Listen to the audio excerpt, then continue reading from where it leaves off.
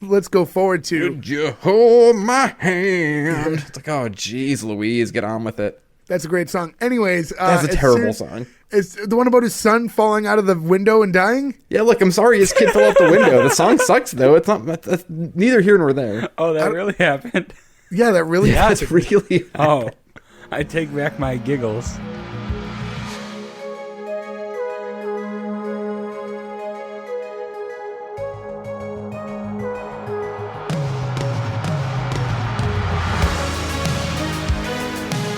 Welcome everyone to S1E1, the show where each week we pick a different sitcom, watch just the first televised episode, and forgetting anything we might know about the future run of that show, rate it and decide if that's a show we want to greenlight or cancel. This week we're going to be talking about Fresh Off the Boat. Fresh Off the Boat went 116 episodes over 6 seasons on ABC. Today we're talking about episode 1, which was called Pilot, originally airing February 4th, 2015. So to get things started, I'm Jay Gags. With me, as always, the guys, Gordo, Ferg, Joe, and Nick. What's going on, guys? Hello. My best friend is a 40-year-old man. It's funny because now it is, right? Like we're almost 40. But It went that many episodes, huh? Don't add 4 years to me, please. I know we're not trying to barrel down. We're closer to 40 than 30, though, so you got a deal. Yeah, no. Fresh Off the Boat had a That'd be hard on. quietly pretty good run. Huh. I never even heard of the show. Well, for those who listen to us consistently might know that that's not a big surprise in general. There's a lot of shows you hadn't heard of or seen. Gordo hasn't heard of a sitcom? Get out of here. Yeah. I don't know how I signed up. If the doing sitcom this. didn't have memes of people dabbing, then Gordo has no idea what it is. Fresh I mean, off the this dab. one very well could have had somebody dabbing in it. 1995? Were we dabbing then? Well, I'm not No, going to say we're we, not. like I would ever No, do something like but- that. No, but isn't this told from the perspective of Eddie Huang? And he seems Yeah, like a guy in who could dab. 95. But yeah, no, I mean, Would because Eddie you Huang just- dab now? Sure. Was he dabbing in 1995? I don't think so. No, I don't think you dab now. probably. I don't know. I don't know. But Eddie yeah, really so Huang, love if this you're is- listening, maybe you should get into a dab off with the G-Man here on Twitter. I don't think anyone wants that smoke. Not dabbing against the G-Man. But yeah, no, Eddie Huang, who's also he's like famous in his own right as a chef. This is the show in general is loosely inspired by his life, and he had an autobiography that went by the same name that came out in 2013. He's one of those So, guys who's kind of like a Renaissance man. He's like a chef, a TV guy, an author, a clothing guy. Like he does a lot of stuff. He's got a lot Didn't he of go to hands and a lot law of pies. school too? Did he go to law Oh, school too? I don't know. I thought he. I could be wrong about that. You know what's funny is didn't I see knew that, him but like maybe. I liked the show from the past, from when it was I was watching the show live as it was happening, and I also was aware of him, and I never put 2 and 2 together, which was like an embarrassing moment years later when it was like, oh, that's why they have the exact same name. I liked he his says show he's on an attorney Vice. too. Oh wow, I like the show And- on Vice. So we already know Gordo's answer, and I had already stooged myself off that I've watched the show in the past. You guys, have you watched Fresh Off the Boat before? Yeah, I watched this during its original run. It was one of the few shows I watched live at the time. Every time I put it, once a week I'd put it on. I'd heard of it. I'd never watched it though. Yeah, I had missed this in its original run, but we watched a couple episodes. You know, like Hulu sometimes just like plays something afterwards, and we watched the pilot once, and I was like, "Oh, this is really good," and then you sort of forget to like go back and watch more episodes. So it had been a few years, so it was Gets interesting to lost go in a back and sea of content.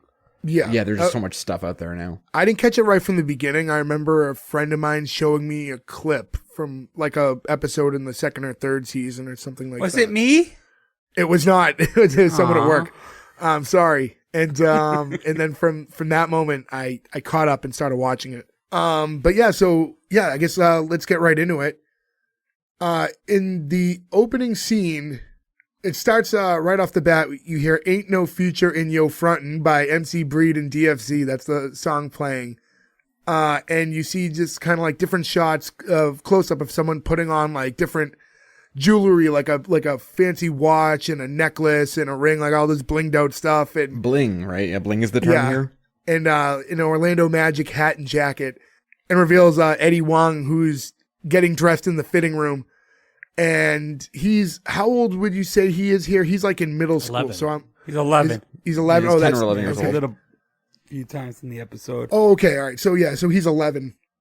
And he comes out and you see his mom and two younger brothers. And he's like, check it, fresh as hell, right? And his mom says, don't say hell.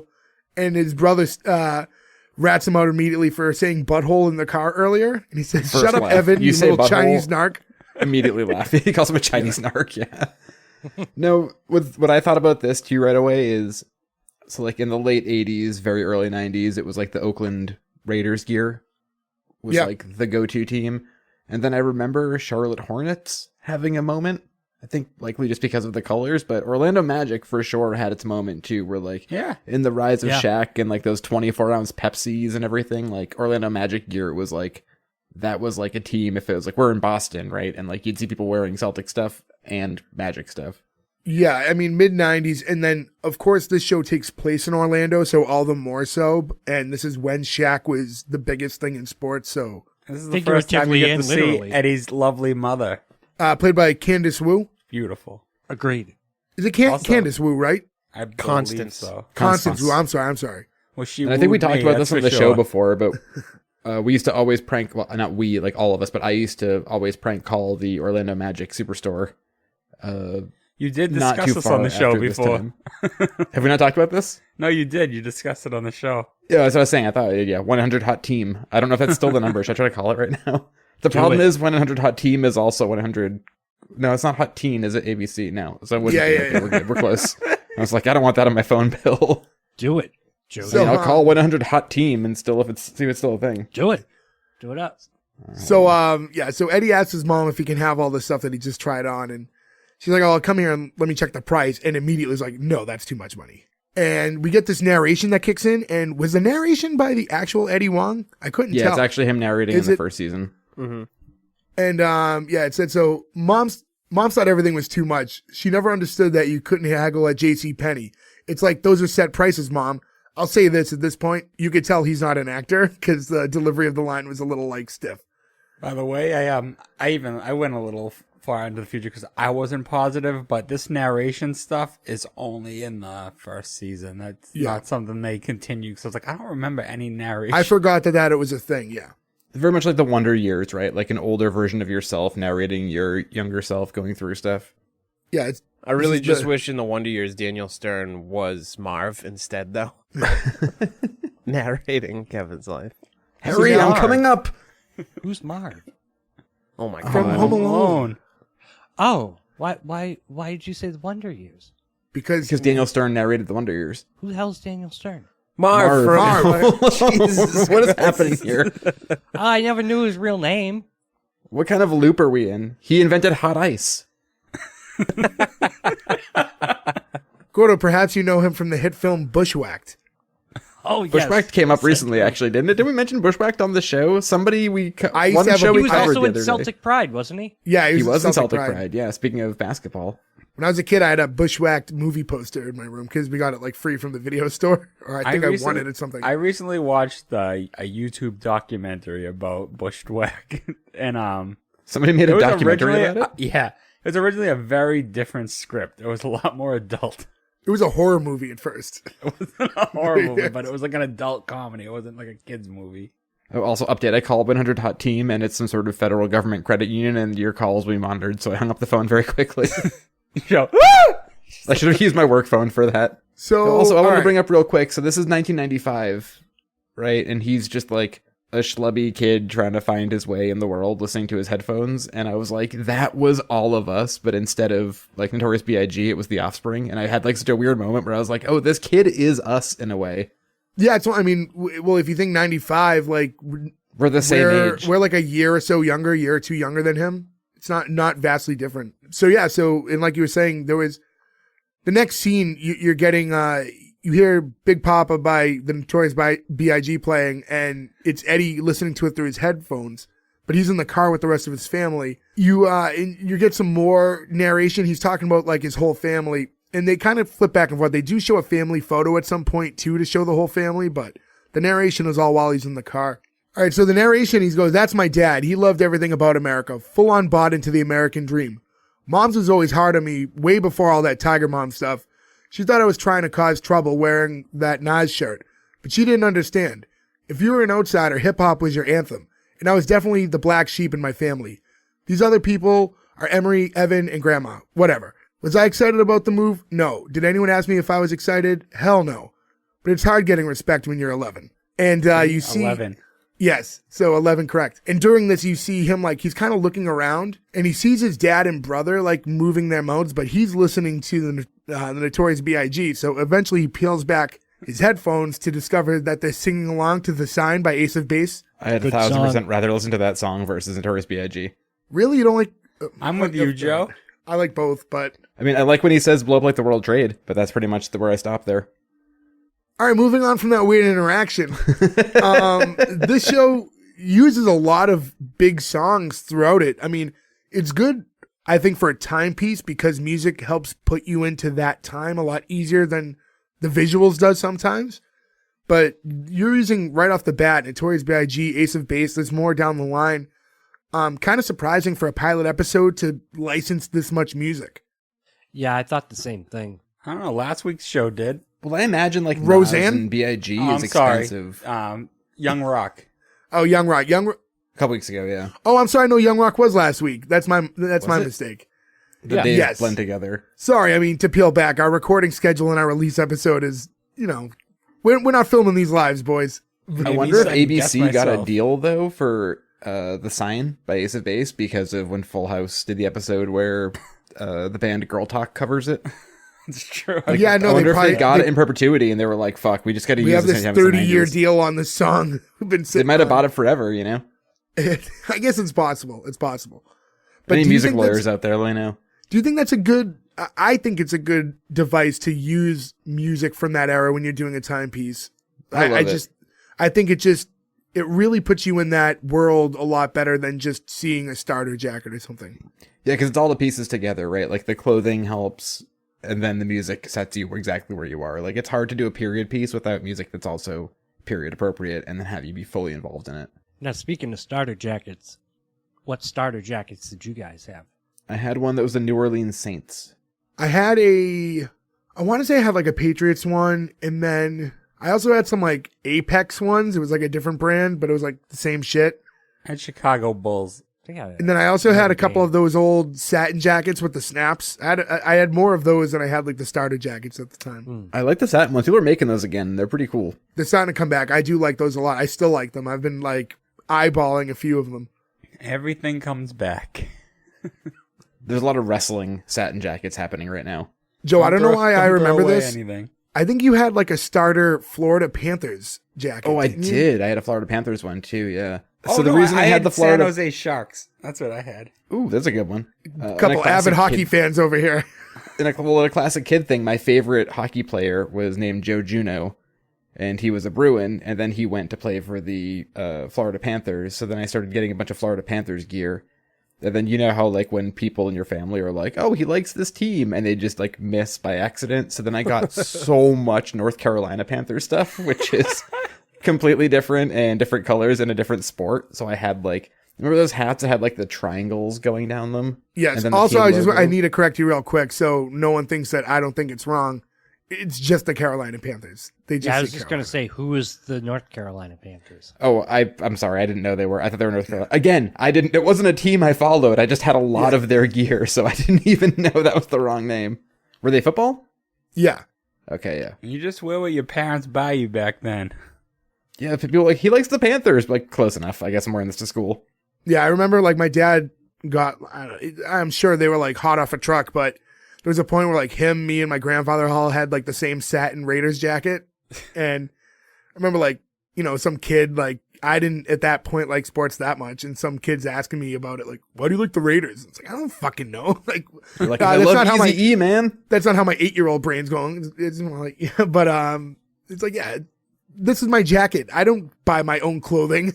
Yeah, that's a hard thing to ask a kid. Be like, oh, did you go and purchase that yourself with your own input? Like, no, it just showed up. So now Eddie's dad starts talking to him about how he knows Eddie isn't excited to leave DC to move to Orlando, but you're going to love it eventually. Oh, Eddie's dad, played by a friend of the channel, Randall Park. Yeah, Randall Park, who from last week's episode, Young Rock, we just said. So we back-to-back Randall Park weeks. Bobo Jim.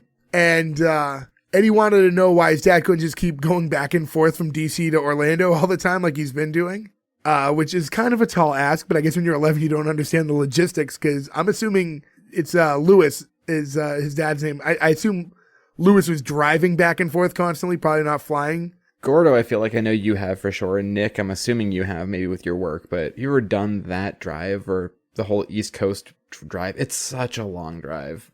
From like DC to Florida is a long trip.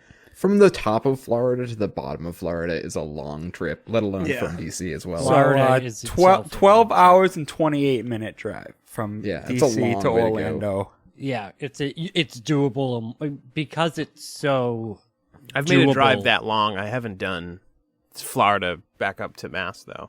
You could We do did it it like once 20 in hours. 1.5 days with just like a few hours for sleep, and it was a long slog all the way to Miami, and you just don't care about the world anymore after that, being in the car that long. I wouldn't mind it with you guys, but I think I'd hang myself if it was with my family. I was going to give Joe shit because he didn't have to drive any of that, but I think driving some of that actually makes it better. Like, sometimes you just want to drive as something to do on a long drive like that. Yeah, I was trying to be obvious that I was like being in the car, not saying that I drove, because I didn't drive any of that, so thank you to not having to do it. But being in the car for that long of a time with only a few hours of sleep, it just gets tiring. You just pray that you have to pee because you can stop and do anything different than be in the car. You don't have to pray to have to pee. You can just go pee. I remember that was when they first created those, like, it's iced coffee, but it comes in a new, one of those things that Jay used to put in your water. Like the roofies. The squirty things? Oh, yeah. I used to roofie myself all the time. Chris wants some water. Yeah, the stuff you pour in your water in like little packets. Oh, like okay, Crystal Light? like the Crystal Starbucks Light. Via? Yeah, Starbucks Via, that was right when those came out, and they were so bad, and we got really excited. We're like, we're going to buy these, we don't have to stop and get coffee, we'll just drive straight through, and I like threw them out the window after like 2 of them. I was like, these things are so fucking bad, I don't give a shit. It just cuts to a Native American crying. But then all jazzed up because he drank all the Starbucks coffees. He's like, they're still in a package, they're still good. Eddie's dad also tells him that he didn't move to America to work for his wife's brother's furniture company forever. And that's when the mom, who, her name's Jessica, by the way, is like, your father's right. This is why we left Chinatown in D.C. This is why we left our family and friends. And he's like, yeah. He's like, this is why we left everything we know to come to a place where we know nothing and the humidity is not good for my hair. And for what? So your father can own a cowboy restaurant. I think cowboy love her restaurants are great, but passive-aggressiveness. Florida humidity is no joke. Oh, yeah, it's true. Yeah, no, the Florida humidity is not a joke. And this is when Lewis tells us, it's called Cattleman's Ranch Steakhouse, and he can't wait for them to all see it. He says it's beautiful. It's big, brown, and beautiful. And he's like Shaq? Exactly like Shaq. I mean, at that time, he was big, brown, and beautiful, and now he just owns everything. I'm like, does Shaq own like a pizza chain, a fucking insurance chain? Oh, what And is he's it? a sheriff, isn't he? Jack of all trades. Yeah. Imagine, Talking like, about we a talked about this Renaissance before, man. where, like, fucking Steven Seagal lawman, like, shows up at your house, you'd be like, yeah, I don't think you're gonna arrest me today. But Shaq shows up, you're like, yeah, there's no fight here. Like, there's no chance I'm gonna even throw a punch or try to run. Take me. That's 2 Steven Seagal references in 2 weeks, too. I mean, for being such a human nightmare, he did make a good run of movies at the beginning. The hell he He had a did. moment. Are you gonna tell me that Above the Law is not a great movie? Oh, I thought you were talking about Shaq and Kazam. Oh, no. Which I is mean, a to be great fair, movie. Kazam is just the poor man's Mantis. That would be Steel. No, I'm sorry. Kazantis. Steel is the poor man's Mantis, and Kazam is the poor man's Steel. Kazam's a great movie. It was actually on TV not long ago when I was watching it, but What channel? I don't remember. It was on at work. I know, I've like never seen that show on movie on Unless TV. we were like, we might have had like Disney Plus on at work. Maybe it wasn't on TV proper, but we were watching it nonetheless. Speaking of Shaq, have you guys ever played Shaq Fu?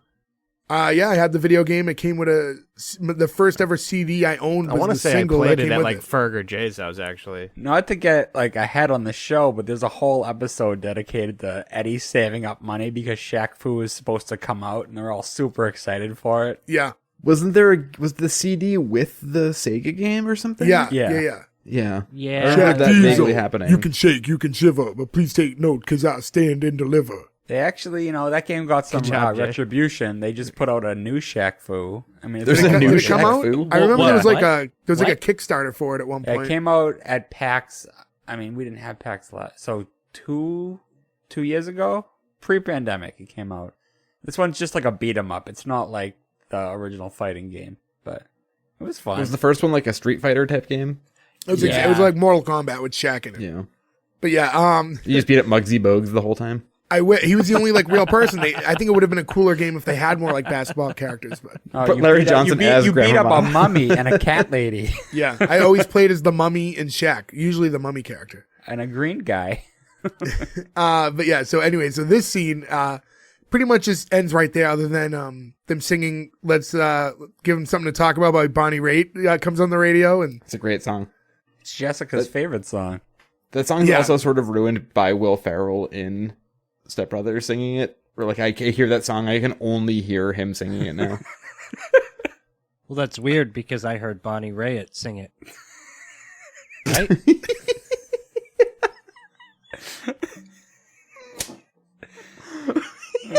Hey, what happened? Let's leave this one to you and Bonnie Raitt, and we'll talk about it later. Wait, All is right, it not so- Bonnie Raitt? It's Raitt. Raitt. Like Wait, it's Riatt. Raitt. Where's the I coming from in the it? I mean, last names are not how you decide they're pronounced. you don't get to choose. Gordon. Michael Gordon. I mean, that's that's what I always tell people. If I were French, that's how I would pronounce it. It's Gordon. all right, well, let's not have There are a lot of the. times in your life when you're like, if I was French, I pronounce It's my come up name. more times than you think. That's interesting. Guys, let's not have the audience wait it too long for us to get back into the episode. So, Oh. Well, if we just want to give them something to talk about. so yeah, we go from song to song actually. So from that Bonnie Raitt song, we get "Shimmy Shimmy Ya" from ODB's You just playing. said Raitt. I said it to make fun of you. I didn't say it because Anyways, Gordo, I missed you last week. I'm so glad you're back. so it's playing while Eddie and his brothers, just Eddie and Emery actually are sitting outside in their new neighborhood, and they're talking about how many white people there are and how it's very different from where they lived in DC. And they said that they're the only white people they ever talked to were tourists who got lost, and you get a little cutscene of this white guy just going, "White House," like, not understanding that they speak English. And I think like the thing that you should explain is though that they lived in Chinatown in DC. It wasn't that DC proper had no white people. It's just they happened to live in Chinatown, so a little different, a little isolated from the rest of the world there. I've never actually gotten to be in DC proper. I would like to go to DC a lot. No, you Me don't. too. DC's a lot of fun, actually. I like it. Yeah, it seems like all it'd be right, a lot of so- fun, yeah. So I've been to DC, like all the historical stuff. It's a really fun day trip, and you can basically do most of the stuff there for free too. So it's a really fun day. If you were like 2 blocks away from the historical stuff, you are in not so great areas, so you got to be a little careful. I just find we live in a very historical area. Well, yeah, I and mean, when if you defined do, any you city- kind of don't give a shit about other places anymore Yeah. because you've seen so much. I mean, if you define any city by its worst parts, you're never going to have a good time. But No, but it's close. You'd be surprised how the difference a block makes there, where it's not so isolated as other cities could be. I Philly's get that. very similar. That's how Memphis is too. Memphis, you're like, this is so cool, and this is where Elvis lived. And one night I was like, I took a walk having a cigarette. I just wanted to see the neighborhood, and people were like, "You did what? You went where?" And I was like, "Oh, it was like 2 a.m. I was just bored." And they were like, "I can't believe you did that." It was like, "Oh, is it that bad?" So I guess like if you don't really know, you don't really know. We cut back to their mom, who walks over and asks them if they plan on helping move anything. I noticed, by the way, like that all their boxes were written in English and Chinese, and I didn't really understand why that'd be necessary for them to have to do all that extra writing. Like they could have Seems wrote like it overkill. all in Chinese for or them, all in English English. for the movers. They were the ones. Well, it doesn't matter if they're the ones moving everything in. Who cares if the box says kitchen if they're the ones who have to physically move it? Yeah, I mean, I moved recently, and we got movers, and you write where everything's going for your own edification, but aside from like your bed frame and the few things that you're like, can you put this here please, because I don't want to move it up the stairs, they pretty much put everything like in one room. I'm sure you can pay more for them to bring it to where it's designated. But I think most of the time it's just like you find a landing area, they put everything in. I bet, knowing what I know about the family, I bet Lewis wrote it in English, and she's very old school and doesn't want to forget their heritage, and she said no and wrote it in Chinese. Yeah. And, that sounds actually absolutely right for these characters. He would have written English, like, cowboy restaurant, let's do this. And she would have been like, yeah, don't forget where we're from. This is when we meet, like, the rollerblading women of the area for the first time. The white moms of the suburbs. I literally, like, in my notes wrote white moms, but then I couldn't remember if they're all moms or not, so I didn't want to assume that they were all just the moms of the area. Who plays the head mom? Rachel Cannon. So I looked her up. She plays Deidre. She's someone that I looked her up thinking, like, she looks familiar. I know her from something, and I don't think I know her from something. She looks very familiar, though. I think she's just that generic, which is probably what they were going for. I've done that before, and it's usually you realize you know them from the show. That's the reason I have her name written down. She's been in a lot of stuff, don't get me wrong. She's done, like, a few episodes of this and that, but not, like, a long-standing role or a big movie part. She's not in, like the bride... Like the bride... The Bride of Frankenstein? No, what's that bridesmaid show? Bridezillas? No, she's not in Bride. No, not like, Bridesmaids. You know that comedian Yes, I'm trying to think Bridesmaids? of. Kristen Wiig? I think so. She's not Kristen Wiig. I don't know her name. Well, from Bridesmaids, it would be Kristen Wiig. Melissa McCarthy. Blonde-haired... No. The blonde-haired girl that's like in those types of movies. I think she was on SNL. That's Kristen Wiig, yeah. And no, it's not her. He's thinking of the other one. Now I'm forgetting her name. The one who's playing Carol Baskin in the new Tiger King show. No, that is Kate she's not McKinnon. Bridesmaids. That's Kate McKinnon. Yeah, that was way before her time. The one that's like Kate McKinnon, but not as funny. Well, regardless, this girl is Rachel Cannon, and she's not in any of those things. But she plays Deidre, and she introduces herself and the other 4 women that are with her. And when Jessica introduces herself, Deidre tells her that she was expecting a name that was more exotic, but loves the name Jessica because she had a sorority sister with that name who got in a terrible riptide accident and died. So they dedicated a section of the highway to her. She speaks very fast, by the way, when she's delivering all that. Is a riptide when the water comes in and then comes out really quickly? Yeah, it's like the undertow, but stronger. Right, yeah. The overtow. It was Kristen Wiig, by the way. That you were thinking of? Yes. Yeah, okay. No, it's not Kristen Wiig. It's still Rachel Cannon, though. Who's Sister of Marv? Nick Cannon. The other thing about this, that she was expecting a name to be more exotic, which was, her being like, assuming, but in reality, they do all have more authentic, like, Taiwanese names. These are their Americanized names, because it gets touched on later with Eddie, when the teacher's reading his name. Yeah, like Eddie's what he goes by. But so it's not even what his though, actual like, yeah, name you're is. supposed to, like, kind of cringe at Deidre for assuming that, she, in this technical case, she is right. It just, she doesn't go by that. She goes by Jessica. Also, the term exotic is, Well, yeah, to say exotic makes eye it of the sound weird. beholder, too, though. What does one person consider exotic? I will never financially recover from this. That's what I think of when I think of exotic. So, yeah, she asked where they were from, and Eddie said that his parents were born in Taiwan, but him and his brothers were all born in D.C. And despite her just hearing him say that, goes, "Oh, your English is very good." It's like he was born in D.C. Like, were you not listening at all? This is one of those shows where it's like the fun poke at racism, but you're like, oh, the underlying thing of this is such a bummer, though. Yeah, because there's a lot of reality in these interactions. That, I mean, this show is based on Eddie Huang's, like, real life. So I'm sure things like this have popped up. Not that he wrote the episodes. It's Florida suburbs in the 90s. Yeah. And before they leave, they inform Jessica that they go rollerblading every day and that she's always welcome to join. And as they're taking off, Jessica says to herself, the loudest one seems to be their queen. I do like her little asides like that, where she always has like a evil genius comment. Also, rollerblading in that heat. Oof. And they're wearing all the pads too. They got like the wrist guards on, like they're fully geared up. Wrist guards are so 90s. Like, Yeah.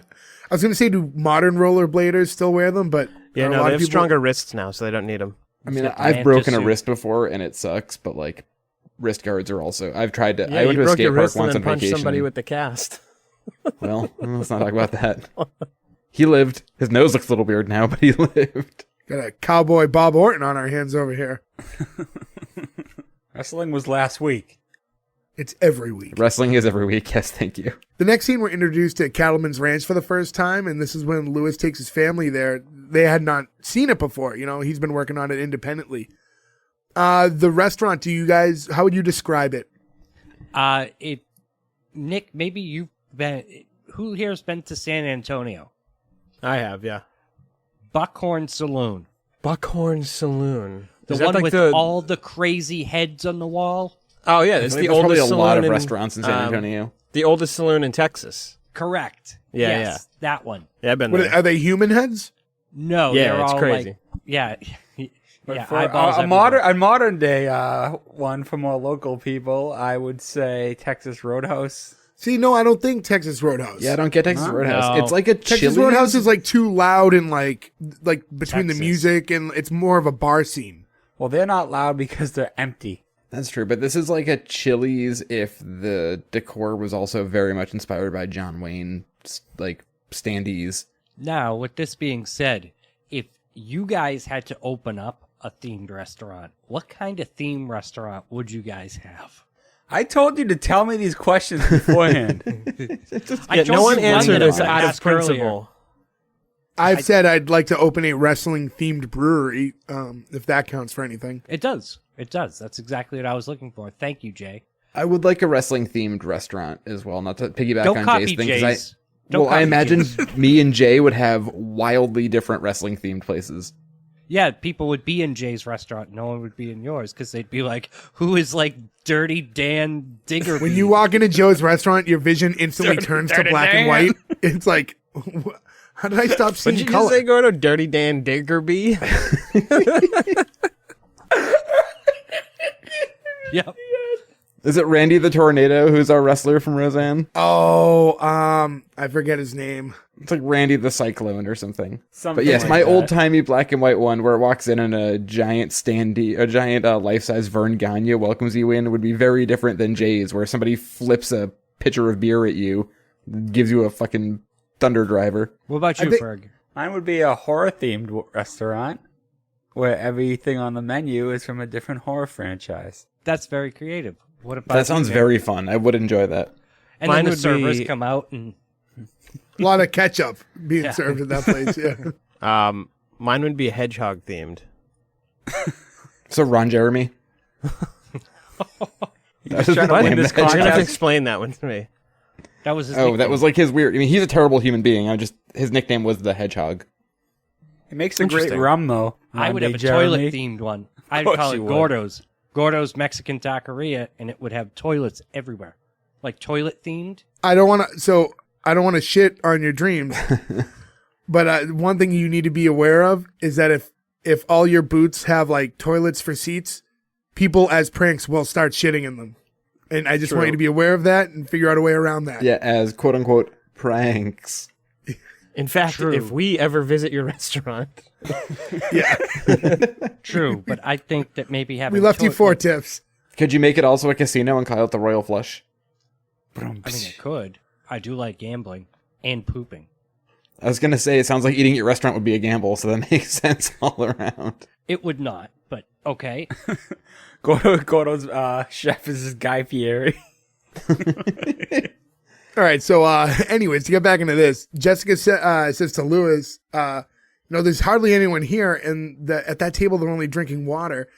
And then she just screams at them, "Hey, why you not drink beer?" I mean, And, it's She's true. easily my second favorite character. My main favorite character doesn't do much in this episode, which is the grandmother, but Jessica's Oh, yeah, the best. grandmother's hardly touched on in this episode. Yeah, she's not in this much.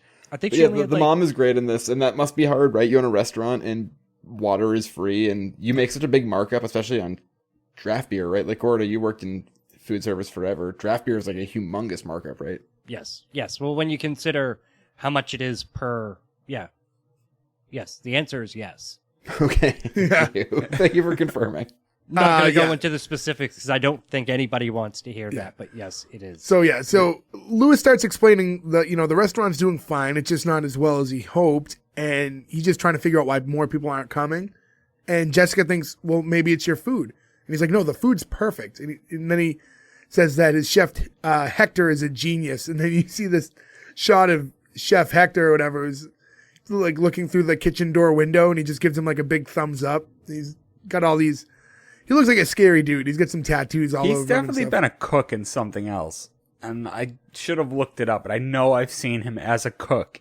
Specifically as a cook in something else. He just looks like Dane Cook in Waiting. He does not look like Dane Cook. No, Dane Cook's character in Waiting. I mean, similar, like, that general style. This is like a more intimidating Hispanic gentleman, as where Dane Cook is not any of that. Tattoos and shit. Like, no, but I think he has like a like, tattoo and the same hair. Dane Cook in that movie had some fake tattoos and stuff on. So after that, we get to a new scene where they're back home in the kitchen, and this is when Evan asks Emery if he could sit next to him on the bus, and Emery's like, sure, if you want.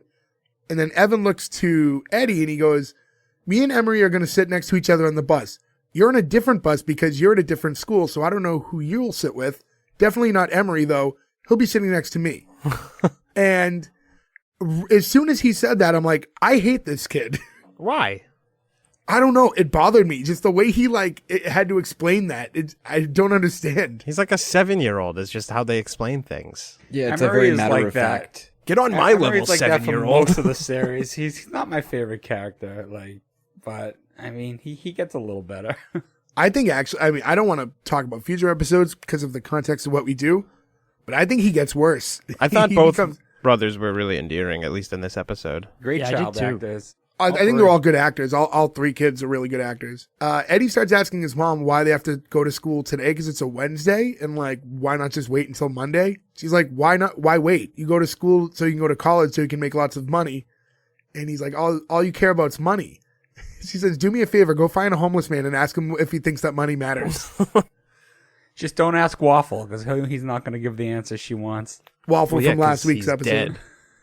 Also, I don't want to cut back, but the thank you to Gordo for pulling this up, but the chef in the back who's the genius, what did they say his name was? Hector. Hector's very first credit is as Latin guy on bicycle, parenthetical, uncredited, in the Offspring's Pretty Fly for a White Guy music video. So Nice. Wow. that is the coolest fucking thing ever. And that was organically the Offspring being brought up twice this episode. Hector, my man. All right, Hector, you my boy. So she hands all three of her sons lunch and tells them, to be polite, respectful, and don't make waves. But the whole time she's just looking at Eddie, which Eddie calls her out on and eventually admits to. But even in this limited interaction you have with all three kids, you can understand why she's only focusing on him. The other two seem pretty nice. Yeah, It's very much a Eddie's sibling definitely the thing. troublemaker. Like, she looks at his shirt and she says, why do all your shirts just have black guys? Yeah, she's like, her shirts have black men on them. Yeah, it's like it's a Notorious B.I.G. Me and him are both dudes with mad dreams, just trying to get a little bit of respect in the game, just trying to get a nut. And has terminology changed over the years? Because when I say a nut, it means something I think very different than what he means. No, No, I think he that's- means what we all are thinking. Yeah, I think he means nut. Really? That's Yes. what he's saying to his mom? He's a That kid was who the listens to slang. nothing but hip hop lyrics. I'm No, sure I that's think what it's he like a means. squirrel getting his nut, like that you got to get your pay almost, I guess. So That's No. what I thought. That's what I No. thought he meant. No, No, there's getting a nut and busting a nut. They're very different. yeah. I've never heard getting a nut. Well, how Well, much Gordo 90s hasn't hip-hop heard do of you it, listen so- to? Well, get my nut or make my nut is a money thing. Just Google it. Yeah. Who says make my nut? A lot of people. That's a very well-known expression. To make my nut. No, it's not. Yes, it is. You've claimed a lot of things are well-known expressions, Joe, in all fairness. No, Hey, I'm with Joe on why this don't one. I've you definitely. Thank you, Nick. I, No, no, Nick is on my I side, agree thank with you. I agree with Joe. I know what it I means, don't. but I'm just I saying. don't. Gordo, you somehow, Joe, who deliberately isolates himself from the world, is less like out of tune with the world than you are at times.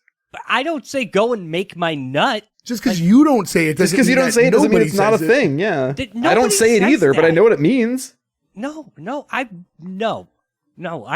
a man of the world. No. I've never heard anybody say, "Yo, go make my nut." Like, no.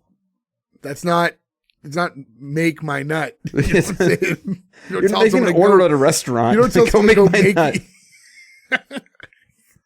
Well, I'm gonna Google that because I don't believe you. While you do that, let's move forward. We'll check back in with you, Gordon. Yeah, so as the kids are leaving, is when Lewis enters the kitchen and he tells Jessica that he thinks he figured out the problem. And instead he needs to hire a white host. And instead of people coming in and seeing his Chinese face and saying, huh? They'll see a white guy and go, oh, hello, white friend. I am comfortable. Happy white face, like Bill Pullman. Bill Pullman, who... That was my favorite line in the... So I'm going to assume Bill Pullman. For most of you, you probably best know him from Spaceballs. But for me... Independence Day. Oh, really? Yeah. Well, I just think because of 1995, probably they mean he's thinking of him from Independence Day. No, if he's thinking of him from 1995, he's thinking about him from what I best know him from. The father in Casper the Friendly Ghost. Oh, man. Casper was 95. It's definitely not what he'd been most known for. As soon as I think of Bill Pullman, like, cause if I'll be honest, I had to Google his picture, like, at first to remind myself who he was. And the second a picture popped up, I went, oh, the dad from Casper. He's the reason we are free as a human race, Jay. How could you forget what he looks like? He's the reason that Casper was able to live one more day as a real take boy. Credit away from Cousin Eddie. Yeah, Cousin Eddie was the real reason we were free, but Bill Pullman did give a good speech. Bill Pullman put him up there, though. That is true. And he did... Was it Dan Aykroyd as Ray Stantz and Father Guido Sarducci? Did they both have cameos in the Casper when they're trying to get rid of the ghost? Who are you going to call? Someone else. Somebody else, yeah. It's been probably since 1995 since I've seen that. Is that Devon Sawa? I saw that in the theaters God, twice. I hate Devon Sawa. Why? Has he done anything in the past, 20 years? I don't think Who's so. that? His face bothers me. I have no, good reason to he's, dislike him. I just he was don't like his Junior face. in The Little Giants. He was in SLC Punk. He was in Idle Hands. He was the main character in, what's that, okay. college cheating movie? I can't think of the name of it. Slackers. Slackers, yeah. Oh, man, Slackers, yeah. Oh, do you hate him from Big all the Pete. great movies he's been in?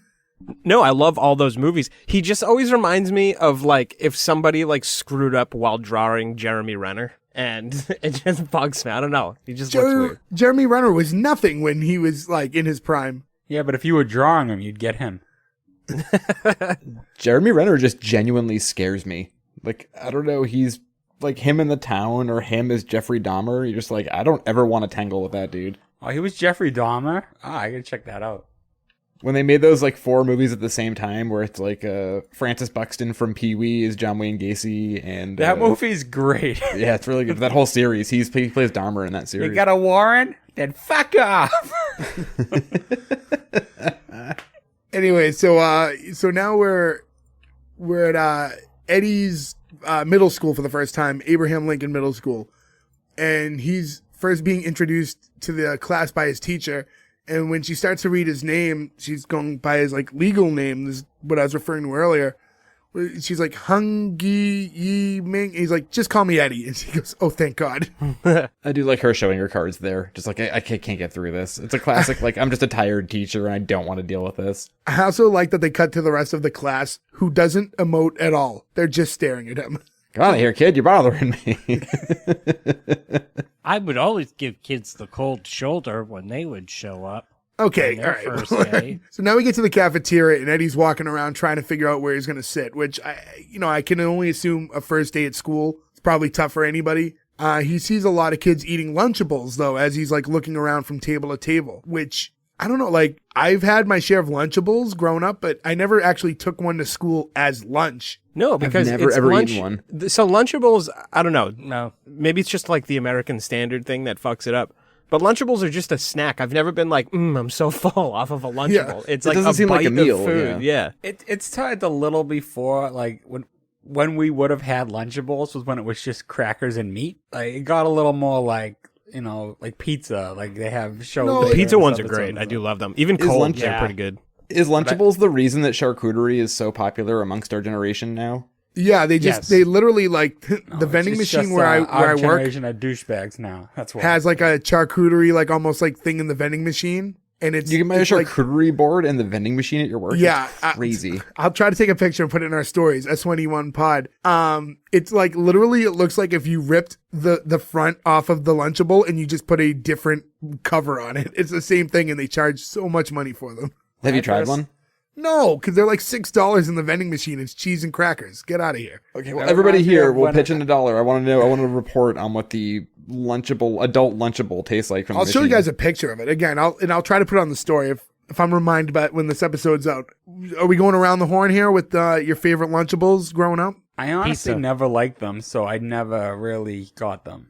I don't think they were very good. Jay, you know when I ate a bunch of them, actually, I would like unpackage them and then throw them in Ziploc bags for Saco when we did Saco, and I ate a ton of the pizza ones on the Saco River. Pizza's definitely my favorite. I like those a lot. I used to like the deep dish pizza one. I didn't even know that existed. The deep dish has a different like crust, quote unquote, like that's a little bit more bready than the ones like in the standard pizza one, like I can't remember, like isn't it almost like a weird crackery type of crust? Yeah, it's like a big, like softer cracker. Yeah, I always liked the pizza one too.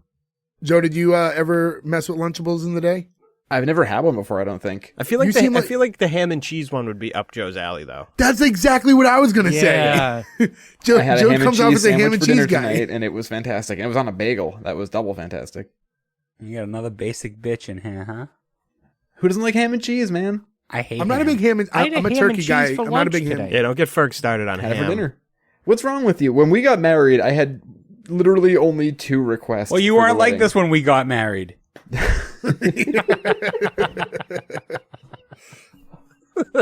But you still let me have ham, and I appreciate that. It's like, Ferg, Joe, we yeah. just have ham in an open bar, and you were I was like, gonna say, for Joe, you, you're- anything. I love you. Your wedding dinner was like definitely, it was like more like home cooking than it was like the standard kind of wedding plate, because you guys had what, ham and mashed potatoes. Yeah. I just Those wanted mashed ham. potatoes, I forgot about those. Great mashed potatoes at Joe's wedding. That's what They're I good ate. mashed potatoes. I ate a bunch of I mashed would- potatoes. I was gonna double down for more mashed potatoes, but like I stood up to grab a drink and someone who worked there took my plate away. I think they knew I was gonna go for more. In hindsight, not the Someone best. go I mean, get it. It's great, like, hang out and drink all night food because it's it like sops up so much of the booze, but it's puts also the not base. like everybody on the dance floor. Like, I just ate 2 pounds of potatoes. Fuck off. There's no way this is happening. Just everyone's napping at the tables. That happened to a few people.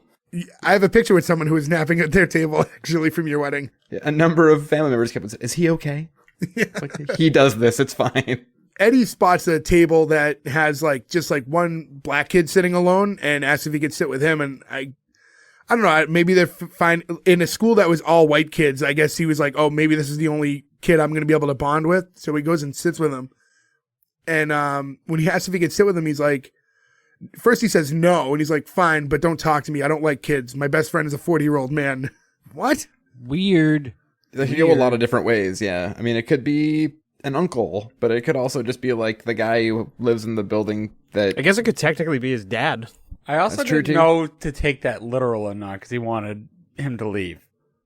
It comes up later in the episode, so I feel like it's a I real know it thing. comes up later. Yeah. But I'm saying at the time I didn't know if he Right, was but I just only think like, it comes up I- because Eddie tells his parents that. That could be true too. Yeah. So while he sits down, like this kind of Zach Morris preppy looking kid from another table sees Eddie and yells over at him. And he goes like, yo, Chinese kid, what's your name again? Something Chinese? He's like, my name's Eddie. He like stares him down for a minute. And he's like, oh, you're into B.I.G.? He's like, yeah, man. So they start to bond over the Notorious B.I.G. And the kid invites Eddie to go sit with him. So he eventually just stands up and leaves the table with the kid who just said he could sit with him to head over to this new table. And they start talking a little bit more about their mutual admiration for the Notorious B.I.G. And while this is happening, Eddie pulls out his lunch. And it looked like it was just some sort of like noodle dish. It wasn't anything too crazy. Yeah, it just It like was a lo not- mein. Yeah, it looked Yeah. like lo mein. It wasn't like Yeah, a it looked weird like lo thing. mein, but apparently white bread over at the other side of the table has never seen this before and just completely starts spazzing out. He's like, what is that? Gross.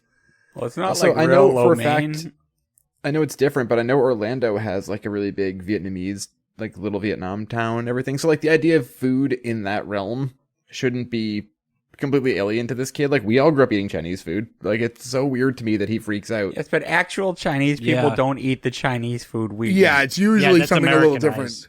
Yeah, I understand that for I sure. bet But that smelled seeing like dirty farts. Like, I would have assumed that there was like maybe like fish in it or something. There's a lot of fish and a lot of like traditional like no, it's the vegetables. cooking. It's it's not cabbage, but it's another Kimchi? like green they Bok cook choy? with. Bok choy. They use a lot of bok Bro, choy. but it stinks. Like Kimchi. Kimchi is not. Kimchi's Kimchi is Korean, like I cabbage. Yeah, and it's fermented cabbage. well, maybe he's right. Like kimchi then. is That would not a stink. vegetable. Kimchi is No, I is know it's something it's made. a, Yeah. it's a thing that they make from fermented cabbage. Yeah, I mean, I'm pretty sure. Yeah, I think Joe is right. Korean. I believe it's I Korean. think so. Yeah. But yeah, so no, so this kid's like losing his shit because this kid opened up some lo mein in front of him. And Eddie's just like, it's Chinese food. My mom made it. And he's like, get out of here. And then he tells everyone, my God, Ying Ding's eating worms. And I'm like, what the? Yeah. It's like, What Jesus. do they call them? Ying Ding? Yeah. Yeah. God damn. That's So, terrible. yeah, and obviously, like, at that point, like, if you're Eddie, and first off, you're like the only Asian kid at this school, and it's your first day on top of it, and, like, you already feel alienated, and then this kid's calling you Ying Ding and telling you to, like, go sit back at your table because your food stinks. So he's, like, heads back over to the table that he was sitting at with the other kid from before, and the kid's like, oh, it didn't go so well? The white people didn't welcome you with open arms? And then he tells him, like, go sit somewhere else, B.I.G. I kind of related to this kid. I mean, he was I'm going to with sit this with kid, him, yeah. then he For didn't, sure. and then he went back to him, so fuck him, yeah. That kid's funny too. Like when he says, "An Asian kid and a white kid are bonding over a black guy." Yeah, when they start talking about the B.I.G., yeah. And then after the school scene, we get to Jessica, who's rollerblading with all the other women from the neighborhood. And as Deidre's going on about what happened on Melrose Place, Jessica replies with, yes, all those white people sound like they're making a mistake.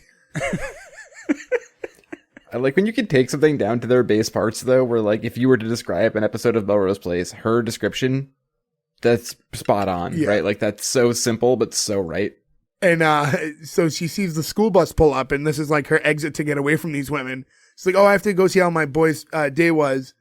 And Deidre tells her that she's going to make Jessica a mixtape and hope she likes Eric Clapton. I was like, well, sign me up. I like Eric Clapton. Who doesn't?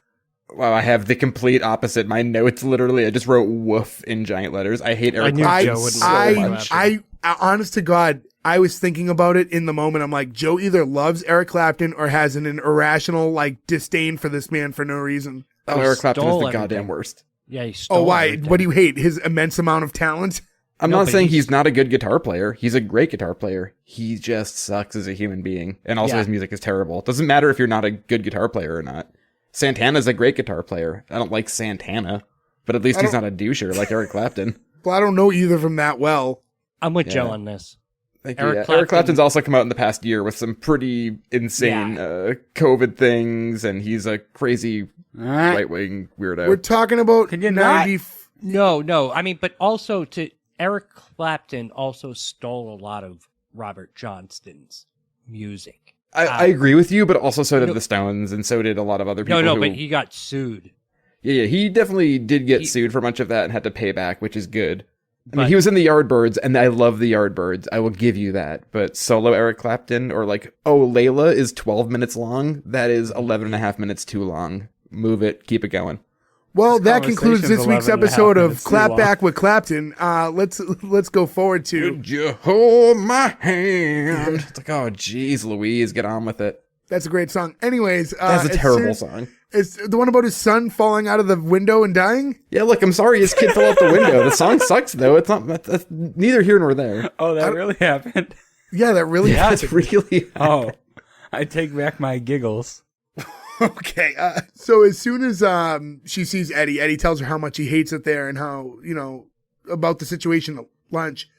And he tells her that he had to eat outside behind the gym with the janitor who flies kites. And there's just like a quick cut scene again where it's just like the janitor and he's like, this is nice. I did not expect the cut. I thought he was going to make a joke like that was how bad his day was, and it wasn't going to be a real thing. So when they cut to him just being just enjoying so much flying a kite. Jake, you remember the time that we used to go down and fly kites and you shit your pants? You beat me to it. I was wondering which friend it would be aimed at this time. Should someone explain this joke? I'll explain it because Gordo can't talk right now because once again Gordo killed himself. Gordo, the biggest fan of Gordo's comedy. But yes, to give the listener a peel back to what we do is usually the ongoing joke, because we're all in on it, is we can, when we talk to someone who's unaware of it, we can use someone else in the story and say, hey, remember that time we were with Joe and we were flying kites? And the other one go, yeah, oh yeah, and he shit his pants. And it's always the flying kites and shitting pants joke. I don't remember how it started. It's probably Ferg. It sounds like a Ferg thing, but it was great if somebody was talking to a girl. This is a fantastic at That's a bar when we used to do it. When, Yeah. That's when we our used to friends do would it. be talking to girls. We'd be like, oh, let's ruin their day. Yeah, and chances. so to go back and reset the scene, let's say Nick's talking to a girl and me and Ferg are idiots and ruin it for him. We'll, in front of the said girl, we'll be like, hey, Ferg, remember that time you, me, and Nick all went flying kites? And then Ferg will instantly know to go, yeah, and Nick shit his pants. Your cock's been blocked, Nick. Booyah! It's 'Cause funny, there's no like it's such a defense. childish thing, and as we explain it, I can literally hear it getting less and less funny as it's explained. And now I'm hearing it through the ears of somebody who doesn't know us. It's just like, what the fuck is wrong with these idiots? These guys suck. Well, Well- it's actually a perfect defense. How are you going to? It's so specific. Who It's flies like kites and shits their pants? It's just Like- it's just one of those things that Every it's one like, of us, apparently. and when it's already 2-on-1 and the other people are like the other two involved are so in sync with the story, like it's very tough to defend against it and say that it didn't happen. Try it, everybody. It's fun. Yeah, next time you're with a group of friends and you want to embarrass someone, just mention them flying kites and shitting themselves. But It has to be flying kites, though. it has to be flying kites. Anything else doesn't work. We've tried. Remember that time we were on the train and you shit yourself? It's just, I don't know. The humor doesn't work. That happened to and you're just Gordo like, in oh, real what a life, terrible though. situation. You start feeling for the person. That only happened like twice, all right? Like,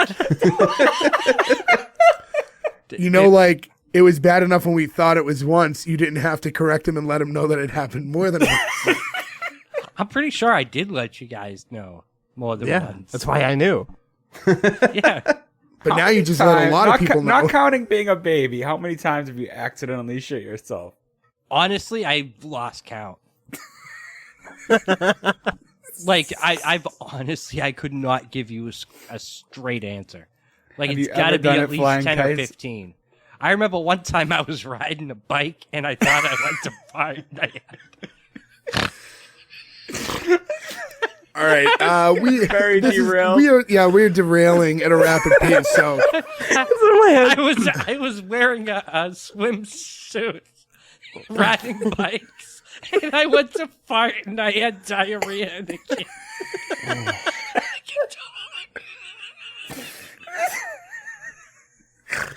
Oh man. It squirted like a straight shot. I was farting and I went, oh no. okay. You can cut that, but still, it's Don't you dare. All right. So this is really tough to transition straight back into, but so Jessica tells Eddie that they can't move back. It's just going to take some time to adjust, like she's doing with those women. And she says, you think I like pretending Samantha isn't carrying a baggie of dog poops in her hand? Maybe this is an easy transition.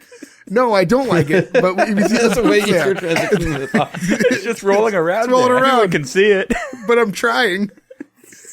And Eddie takes off, and we see the other sons come off the bus, and Emery, who already has a girlfriend, walks by, and now Evan tells his mom about the fat kid he met in class named JJ, who's hilarious.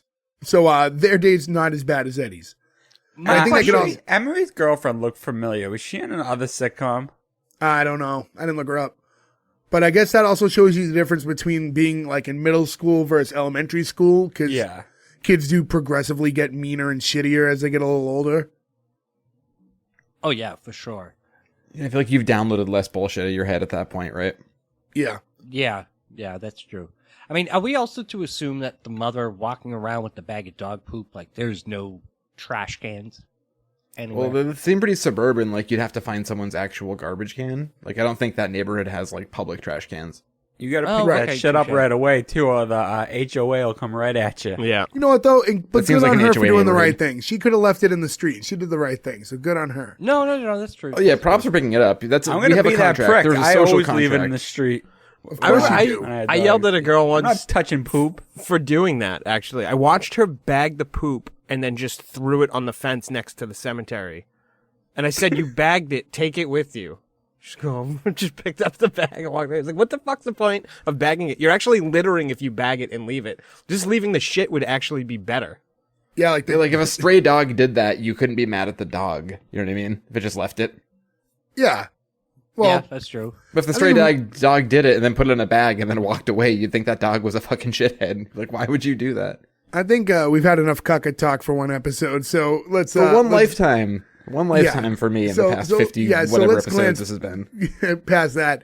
So now we get to the next scene's back at the restaurant, and Lewis is interviewing someone for the host job, and that's when we meet Mitch, played by Paul Scheer, who, for those of you who follow our episodes, we've covered Andre! before. Yeah, Andre from The League. So if you're a big fan of The League and you're just catching up with us now, go back a few months. You can listen to our League episode. Actually, more than a few months. I think that came out in September-ish. Twilight 2, Breaking Andres. And Mitch tells him that he's always wanted to work at a Golden Saddle, which I guess is their way of saying like Golden Corral, maybe. Ugh. Gross. Golden Corral is not good, but yeah. Lewis is like, no, this is Cattleman's Ranch. He's like, but it's I all thought the you were same about to just stuff. defend Golden Corral. I was going to be like, okay, hold on. No. Yeah, let's see how hard that goes. I find tried- Golden Never Corral, eaten. people either love it or hate it, and the people that love it, and they'll talk it up like crazy. So, and then you go and eat it, and it's terrible. At Terrible. work, we used to have some softball tournaments at work in Florida, and I was always trying to get everyone to go because I had never gone to one. And like always getting vetoed, and then like finally, like for one of the tournaments we finally go, and it was so bad that we were like in hysterics laughing at the booth because the food was so bad that it became hilarious. There's It's nothing just- worse than being the one that suggests the bad restaurant and everyone Yeah. giving you the stink eye. Because it's like I didn't know. I've Has always anybody ever wanted had to eat at one. CC's? I was just going to say that That's the CC's pizza the buffet, same right? thing, yeah. And I thought it would be mediocre at best. I went down to Florida and ate at one, and it was awful. Well, It it's all seems like the it's thing in all the like- office it's where it's like, would pre-cooked you rather pizza have a that's just lot of there bad all pizza day. or a little bit of good pizza? CC seems like you could have all you can eat bad pizza, and who wants that really, right? Yeah. Exactly. Right. And so Mitch keeps going on about it. He's like, it's like the same stuff. Like you have like that bear over there, and Lewis is like, no, that's a brown bear. Golden Saddle has a black bear. And then the snake skin is the same. He's like, no, we use a different snake. So obviously, Lewis took a lot of inspiration from Golden Saddle's chains and just did just enough alterations to make his place different. It's also weird too. Like, you don't think of bears like that as being Western themed. No. Yeah, they can be. Well, they can be. No, I In get the that there right are setting. bears. There could be bears in territories that cowboys are in, but like when you think of like the Wild West, right? You I mean, think of I like shot Arizona, bears in Nevada. the Oregon Trail, Well, I guess that's when you're on the train through getting to the territory, though. I suppose. I also Yeah. like that he has a jackalope, and earlier in the episode, the grandmother looks at it and just goes, "You were too slow." Oh, you were fast. Yeah. Was that the grandmother? Yeah. Yeah. Yeah, that's like the one line she gets in it. It's so funny. She says it in Chinese. I like as they're going on with this interview too. He's like, oh, they're like playfully laughing, but trying to. It's weird. They're joking with each other, but they're still trying to get their points across. And he's like, oh, you're crazy when he's talking about how the restaurants are exactly the same. He's like, I am. I mean, I'm not super crazy because it does look exactly the same. And Lewis tells him, this is the original Cattleman's Ranch Steakhouse. And Mitch is like, oh, there's more than one? No, there's just this one. I love Lewis's face, like through this whole thing. He always has the big old smile, but he's just getting perplexed, and it's such a funny part. Yeah, but nonetheless, I think this is the friendly white man that Lewis was looking for. So he hires him right on the spot. I love Paul Scheer. This is like the role Paul Scheer was made to play, right? Like these are the characters. It's like Andre, right? Like he plays this sort of like happy-go-lucky, aloof, go along to get along guy so well. And he was, I think, I mean, not to skip ahead, but I think he pretty much was on the show throughout the entirety of the run, right? More or less. He leaves for, I think, it might even be 2 full seasons. Oh, he left for a little bit back. and came back, right? Yeah. So now we get to the next scene in the kitchen, and Jessica tells Emery and Eddie that Evan isn't going to school today because his fat friend JJ gave him a string cheese, and apparently he's lactose intolerant. And she said that his body's rejecting white culture, which makes her kind of proud. Yeah. Good job, Evan. She's kind of proud by that. Would he have to miss school? Like, I figure if he's lactose intolerant, he'd like shit his brains out. Not to bring up shit again, but and then like it'd be clear. Well, we know somebody with a shitty stomach, Joe. Yeah, somebody with stomach problems. If it's a bad day, you're not like, well, that was a tough 10 minutes. You're not leaving. It's the day. Okay, it's an all day thing. Yeah, That's but not a thing. he ate cheese with fat JJ the day before, and now it's another day. You think he would have got that all through his system by then? Well, It regardless, usually is the next day, and it's usually the whole day. He didn't go to school that day. You're slightly lactose intolerant. How long until you pass? Enough of it. We don't need to like talk about it. How long everyone's in the bathroom for? All right. I didn't say bathroom. I meant not feeling well. Yeah, just like the sickness. Are you down with the sickness? Head. So as she's telling them this, she's packing their lunches, and Eddie yells, "I don't want Chinese lunch. I just want white people food." And Jessica tells him, the kids are going to get used to it. And he's upset. I mean, he had kind of a rough day at lunch the day before because of this, so he says that she's never going to understand his side and runs off. And I mean, I do see both sides, right? Knowing from Eddie's perspective and what he went through because of the other kids. But then Jessica, as the parent too, is like, no, I made lunch. Like, this is, and respecting your own culture. So you see both sides of the coin here. Well, yeah, on one side he wants to fit in, and on the other side, the mother doesn't want to give in, and, Yeah, you're still the parent. Like, I made your lunch, you're going to eat it. Like, Exactly. I don't think she understands the weight of what's happening to him, though, either. No, that's true. I think that Sponsorship happens from later. like Lunchables, because I know like kids eat them. I don't ever remember them to be that big that it was a thing that every kid had Lunchables. They do that scene where he walks in the cafeteria and everybody has them. It's yellow boxes as far as the eye can see, and I never remember that.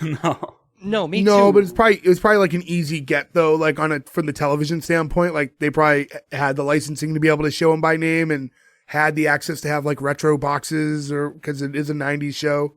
Because like school lunches, we all just mostly ate whatever was in there, like whatever the cafeteria was serving. If you weren't going to have a homemade lunch, odds are you just had the school lunch. Yeah, you didn't have like a pre-packed lunch. I would say bringing lunch to school was the weird thing, probably right? in the minority. Yeah, it was more the exception to the rule. I always just ate Doritos. That was my lunch 90% of the time. What was your favorite lunches in school? I actually really dug the chicken sandwich. It wasn't bad. No, Breakfast We for got to lunch, high baby. school and we had the wrap bar. The wrap, yeah. I forgot about the wraps. I just get a ham and cheese wrap every day because I'm basic. Honestly, nothing stands out. Like whatever it was fine. Like I would You get guys like a remember burger or something, pepperoni but pizza sticks? Those were great. That was Yes. elementary school only though, and Hot Pocket made those. Yeah, the pizza sticks were very good. I always liked the rib, like the Rib riblet. sandwich. The Ribacue. Yeah, the The ribicue and Ribacue. the chicken That is patties, what it was yeah. called, yeah. The ribicue, yeah. We did tacos, too, sometimes. Tacos were good, yeah. Yeah. Because of those chicken patties, because of Freddy Got Fingered, I can only ever think of them as chicken burgers. God, remember in middle school the curly fries we would get? Those are really good too. They weren't bad, yeah. Very seasoned. I think the kids now probably got it worse. Because after we left school, they were like, all right, this is garbage we're feeding them every day. So now they're like forcing kids to take like fruits and vegetables, and then the kids are just throwing away like eaten fruits and That's vegetables. what I hate. They're en forced to masse. take them, but then they're allowed to throw them away, where they Right. should just be able to say, like, I'd rather not have one, so you don't just get it thrown away. There's like weird rules to it. My mom now, like, her job is working as a lunch lady at a high school, and she like shows me the menus they have now, and it's fucking wild the amount of food they have. They'll have pizza, and it'll be like 10 different kinds of pizza and a sandwich bar and like all sorts of crazy pastas. Like it's pretty crazy. It's way different than we were in school. Must be tough now because of all like the peanut allergies and shit, which I'm sure existed then, but they have to be really careful with nutrition now. And all sorts of stuff. Yeah, they said they have like shit. gluten-free wraps and stuff. So like they really try to cover as many bases as they can.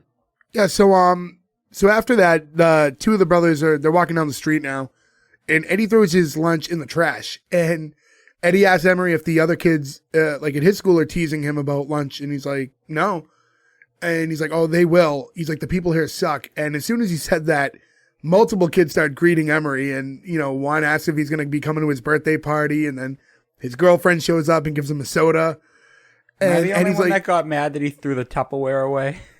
oh, though I guess I didn't think about it too much. I did, he's just a yeah. little An bit- old man I thought of thing that too, to yeah. care about.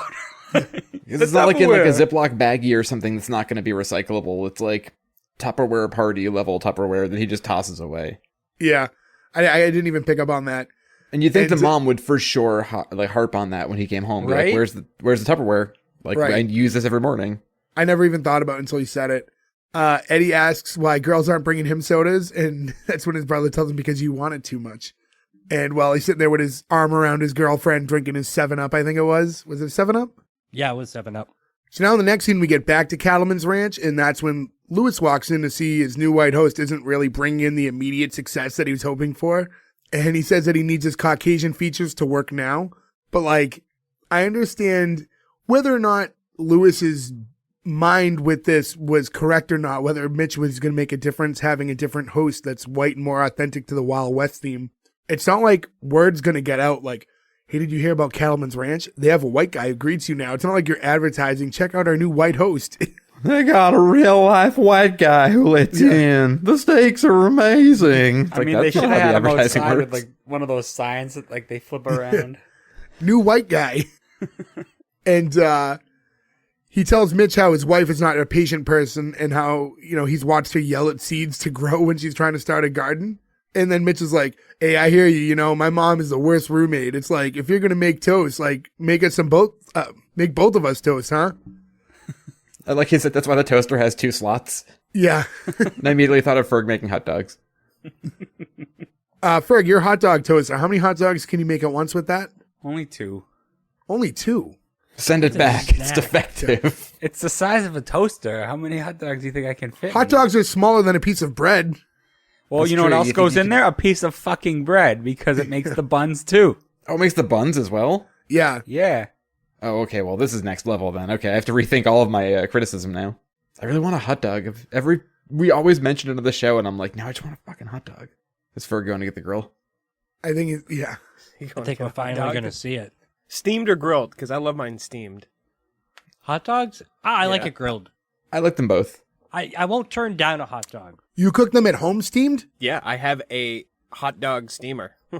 It's not a hot dog steamer. It's just a smaller stovetop steamer, and the water goes in There the you bottom go. and steams into the top. So, all right. So for those of you listening, Ferg just found his hot dog toaster and put it out for us to look at. By the And way, it's- it doesn't work. It's broken. And it's branded by You still Coca-Cola. have it, though.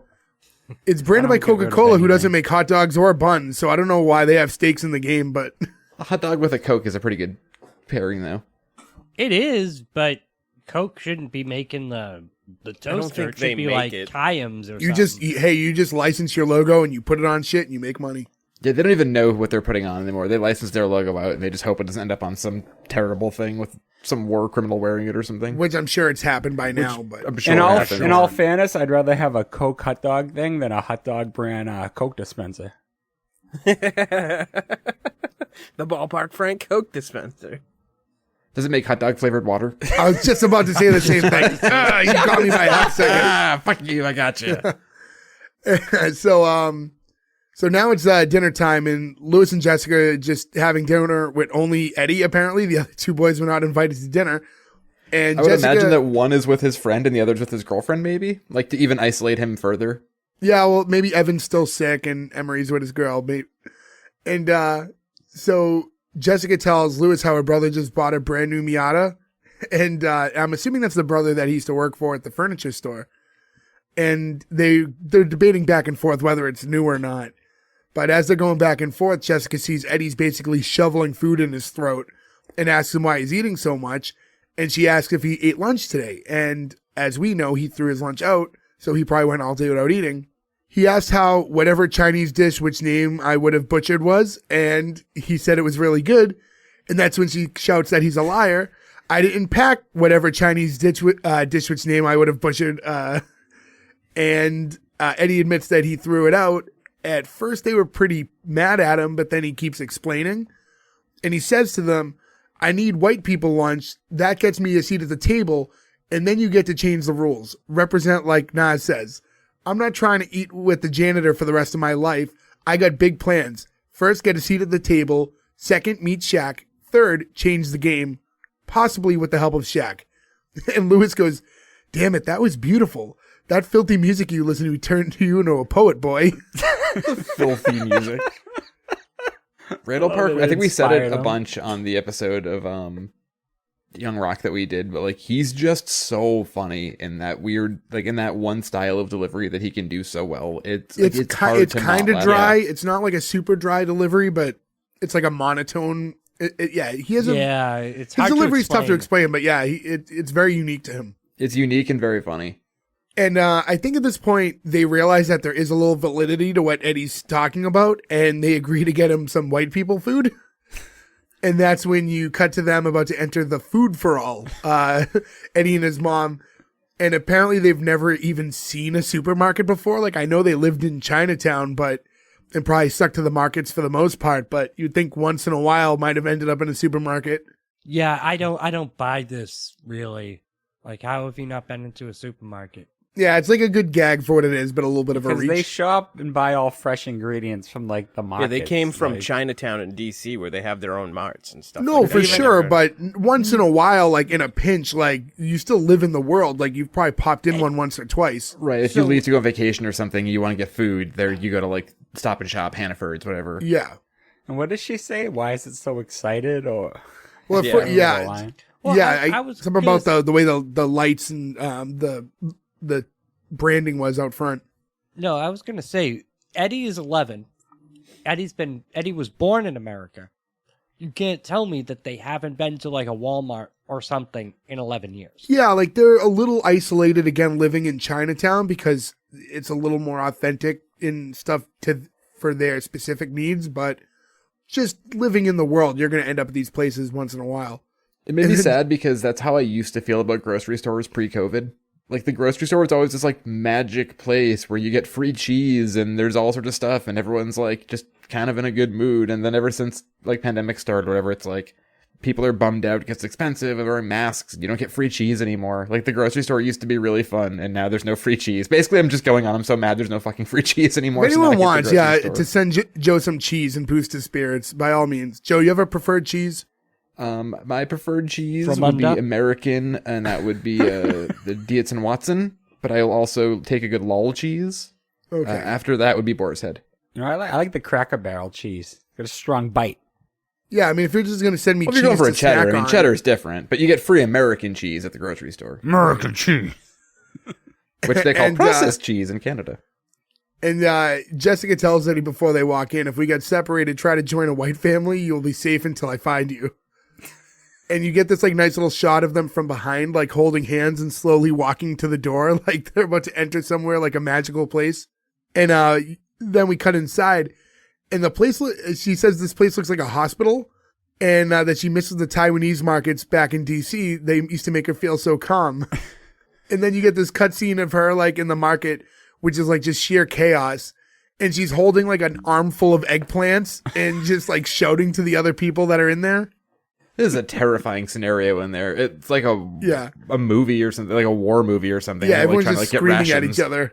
And I do get the hospital reference though, the fucking bright lights that are in some of those. Yeah. Like the fluorescent lights. And there's a lot of like sterile cleaning stuff around. Somebody in the hospital always walks up when somebody throws up and just throws some sawdust on the floor. Yeah, I mean, if that's where I'm like getting all my food from, I want to be under the impression that it's super clean. Right. Yeah. And eventually they find the Lunchables, which why were they on a shelf? Lunchables are always on a shelf. No, they got to be refrigerated. They're on a refrigerated shelf. Yeah, they were on a refrigerated shelf. They were next to like the yogurts and stuff like that. Were like they? an open air like deli cooler. I thought Because they I were thought like the on a same regular thing shelf. you did until I looked behind them, and it was just like one of those big all right. wall I was under the refrigerators. impression they were just like on the like a regular shelf. I'm like, this is not right. Because they're for sure not shelf must stable. have paid them a lot of money because they filled a whole fucking shelf like it's the biggest thing in the world. And Yeah, but you got to remember that. too, like because this is like a timepiece episode, all the logos and stuff, they have to be like retro boxes. So none of it's like you can't just go to the actual supermarket or have Lunchables send you a few cases to pop on the wall. Like it all has to be authentic to the time. And timepiece stuff are like my favorite things to watch, but I can never understand the idea of doing one because it makes everything so much harder because of things like that. Like yeah, it's like something simple like cars, that. Or you got to change clothes, you got to change food labels, everything. And if you forget one thing, people harp all over you. Like coming at there's you. one in Animal House when they're at the grocery store. There's one register that you see like 3 registers down. They forgot to move that has a digital display, and people are always like, "They're fucking fucked it all up." There's a digital. It's like, okay, we tried our best here. Okay. Excuse me, that bag of Doritos is actually from 1997, not 1995. You didn't update that properly. To your points, when I saw they had the pizza one, I go, I don't think they had the pizza in 95. And I looked it up and they did. I was ready to jump on that. Like I said, I'm a deep dish pizza guy, but I don't know how long those were around, but they've for a bit at least, because I definitely had my share of them. And then I think I tried to revisit one like later in life, thinking that they would still be like tasty, and it's like, nah, I don't need this. I'll eat a pizza one. They're not I'll big eat a enough. regular pizza one. That would never fill No, me. it's a I'd have to snack. eat 3. No, and it's a it'd snack. just be terrible. But they're great if you want heartburn. Oh, I imagine that sauce is heartburn inducing you. Oh yeah, for sure. Did you eat them cold or did you heat I them? never heated them up I've never No, I heated them didn't. either. I didn't think you were supposed to. until I saw it in this episode, which we'll Me get too. into in a little later. I was like, I didn't know you were supposed to heat these. But maybe it would make the pizza ones taste better. But who knows? So as Eddie's picking some of these up, a woman asks Jessica if she wants a free sample of the tortilla chips, and Jessica, not used to this scenario, grabs the entire bowl of them and just puts them in her basket when she finds out it's free. I love that she takes the bowl too, and she so calmly places it into the basket. Yeah, and that woman is so like perplexed by the situation, doesn't correct her. It's just like, Like, what do okay. you do at that point? And then we go back to Cattleman's Ranch, where apparently they're about to shoot a commercial. Lewis is walking around. He's pretty excited, checking everything out. And he heads over to Mitch to see how he's doing. And Mitch is like, I think I told you numerous times I don't want to do this. And all you do is smile and nod. And you just cut to Lewis just smiling and nodding at him. He's like, yeah, like you're doing it right now. And he's just still smiling and nodding, just not listening at all. Like that made me laugh. He looks so vacant in that scene. Like he looks Yeah. genuinely vacant, just like. And then Jessica walks in and apparently had no idea that any of this was happening. And she starts talking to Lewis about how she misses their family and friends in D.C. And Eddie's having a hard time at school. And Evan's lactose intolerant. And Emery, well, he's doing surprisingly well. But all you care about is this stupid restaurant, which is the whole reason I agreed to move here. And she thought the restaurant was doing well. And now she realizes it's not. So now she's worried about money. And on top of it, look at my hair. She's like, my hair is terrible. And he's like, your hair is terrible, but so is mine. And I fixed it using product. Which was like, of everything that he said to her, that was the one thing that he felt he had to correct first was the hair issue.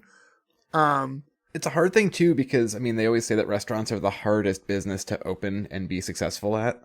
So to like uproot your whole family and then move to a different state and then rely on opening a business as the only worker, because I don't think the mother works. That's a big gamble. Oh, yeah. So like, I get why he's so freaked out about making it work, because everything is going to be on the line and it's dollars to donuts that it's not going to work out. Well, it's Yeah, tough. but at you this open point- a pizza place, there's 100 other pizza places. You open a barbecue place, there's 100 other barbecue places. Golden Saddles, like or whatever it's called on the show. Well, I mean, I And- think that's anything really with restaurants. Like there aren't. That's too what I'm saying. many. It's tough to start a new one. People already have their favorites. You're gonna have to hook some Right. tourists or something. Yeah. Yeah. And Jessica's like, let's just go home. And he's like, we can't do that. And she's like, why? Why is it so important that we had to move here and change our whole lives? During this debate between the two, someone walks up to Lewis to let him know that the borough is ready because they blocked it for the shot for the commercial. Then we go back to Eddie in school, and he's heading into lunch with his Lunchable in hand. So he's pretty excited because now he's like, he finally feels like he's going to fit in with everybody. He has a Lunchable now like everybody else. I love that he goes to the one kid too. He's like, what flavor you got? Like he's really pushing that he's now part of this Lunchables. Yeah, crew. like, oh, you got turkey and Oh. cheese? Like, I got pizza. And Can't then, imagine how bad that turkey is. yeah, Or that cheese. all of it. It's like Velveeta cheese. It's not good. Yeah, it's not great. And G's and Hustlers by Snoop Dogg is playing during the scene, by the way. And again, like I said, he finally feels like he's, one of everyone else. Like, he's not eating his Chinese lunch. He's, it's like this was important to him, right? Because he felt like such an outcast, and he finally has something that makes him feel like one of everyone else. And as soon as he goes up to the microwave, he gets shoved by the black kid that he, almost sat with a few days prior. And he's like, hey, what's going on? And he's like, get used to it. You're at the bottom now. He's like, no, I'm not. And he's like, yeah, you are. It's my turn. And then uses a unkind word that you would say to Asian American people. Also, Walter, I think, is that kid's name, right? Was it Walter? I don't remember if it was ever said. Is it like in the not credits? Said. It's I don't not think it's said, but I think it's Walter. I looked it up because I just didn't want to be like, and then the random kid he doesn't sort of get along with, but I think it's Walter. I mean, they become best friends later, and I still don't even remember his name. So Yeah, I don't think it was ever said in the episode, but yeah, Walter. And then the whole cafeteria stops and looks over because of the word that was just used. And Eddie stares him down pretty hard and with a pretty good angry look in his eye, which immediately cuts to him sitting in front of the principal's office. So he just got into a fight. Do you know what the bummer of this is? Aside from the fact that this kid said some racist shit to him and he had to get into a fight, he for sure did not eat that Lunchable because he didn't get to the microwave. These dudes got in a fist fight, and then the fight got broken up, and he got brought to the principal's office. That's a good point, yeah. That Lunchable did not get eaten. True. After all that work, he still didn't even get to eat the goddamn Lunchable. And, you got something else, though. Respect. That's true. Yeah. That tastes way better than fake pizza from The terrible Kraft or whoever. pizza sauce. Yeah. We cut to inside of the principal's office where both of his parents are there now. And the principal says, and according to the lunch monitor, he kicked him in his groinal area, shoved pudding in his face, and unleashed a stream of obscenities I can't repeat because God is listening. And then he said, there were some words that he used that I've never heard before, and I grew up in Boston. And I'm always like, what a bummer that's like become... That's our rap. For a bunch of us who grew up in Boston, that is like the thing Boston is known for, is being historically racist, which is very unfortunate. It's a real bummer because nobody, like, that's not our crew of people, obviously. I know, and then I always want to say, like, I but I didn't know see it plenty like of people that. who are shitty. Well, yeah, I've seen That's that. more South Boston. But I mean, North Shore for life, obviously. yeah, but like, not that we haven't seen any of that, and it doesn't justify anything, but you don't want to be known for that of all things, because you'd like to think that we're better than that, whether or not we took part. See, I thought Michael about this. Che and on I don't, SNL makes the joke all the time, and then like Boston.com and the sites are always just like, we don't like him for saying that. It's like, I don't know, man. I think he's got a right to say it if he's gotten a bunch of racist shit happen to him in Boston. Like, there's a lot of shitty people here. It's cool. But I don't we have an think Asian the mayor now. principal meant like racial slurs specifically. I think he just meant, just obscenities in general. Oh, which in is this kinda- case, you might be right. The You context could be of that right, might have been just Yeah. the swearing. I mean, we come from a place where, I mean, if you listen back to a lot of these podcasts, how often do we just casually swear? Like, it is sort of embedded in the way we grew up speaking for some reason. Like culturally, it replaces our It's Yeah, just it's, fucking. yeah. Or my favorite, people are like, yeah, but fucking, and then trail off. It's my favorite whatever. Yeah, but fucking, But What'd you fucking. funky butt loving. I was flying a kite, but fucking, I shit my pants. So, getting back in, so this part I actually really loved, because in response Can to I the just principal, say this part? I literally teared up. I was so inspired. it's so easy to get you now. I know. It got me though. Yeah. Oh. It would, you know what, Ferg? 'Cause it's like, from a couple weeks back, our Roseanne episode, the parents teaming up, like, cause that really did it for you there too, when Darlene cut herself. Because now, in response to the principal, they're defending Eddie, and they're asking, why didn't they do anything to the other boy who just called their son that word? And then, why isn't that kid sitting outside too? Where are his parents? And they're like, where's his 40-year-old best friend? And why does he have a 40-year-old best friend? It's the best callback of the entire episode. I'm really glad they didn't let that just go. I love how worked up he is about it too. Like he's just like coming out of his seat. Why aren't we talking about this? Yeah.